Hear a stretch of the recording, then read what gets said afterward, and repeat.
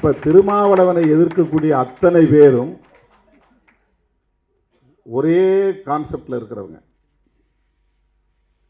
அதான் நம்முடைய நீதிபதி சொன்னார், நீ மனுஸ்மிருதிக்கு என்னைக்கு எதிராக பேச துணை அன்னைக்கே நீ இதெல்லாம் எதிர்பார்த்துக்கிட்டு தானே இருக்கணும், இந்த தாக்குதல் நடக்க தானே செய்யும். நாம் இதை எதிர்பார்க்கிறோம், அதுல பிரச்சனை இல்லை. ஐடியாலஜிக்கல் வார், அதில் எங்களுக்கு எந்த பிரச்சனையும் கிடையாது.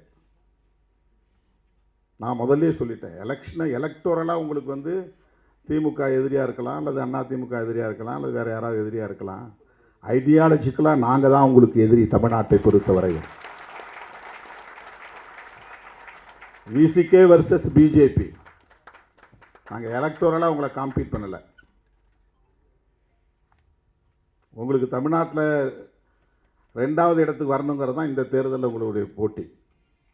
அப்போது ஏடிஎம்கேவே நீங்கள் காலி பண்ணுறது தான் உங்கள் நோக்கம். இதுதான் உங்கள் ஹிடன் அஜெண்டா, அவங்கள தூக்கி போடணும்னு.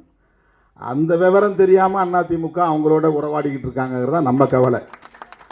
அதான் அடிக்கடி சொல்கிறேன், நீ உன்னுடைய இண்டிபெண்டன்சியை காப்பாற்றிக்கிங்க, தனியாக நில்லுங்க.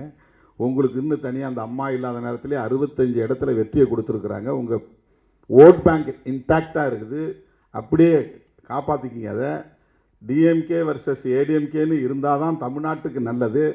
டிஎம்கே வர்சஸ் பிஜேபின்னு மாற்றி விட்றாதீங்க, அது நல்ல அரசியல் இல்லை. நீங்கள் எல்லாம் பெரியார் பாசறையில் வளர்ந்தவர்கள், கொஞ்சம் சிந்திச்சு பாருங்கள் அப்படின்னு நம்ம அப்பப்போ சொன்னால், நீ யார் இதை பற்றி கேட்கன்னு கேட்குறாங்க.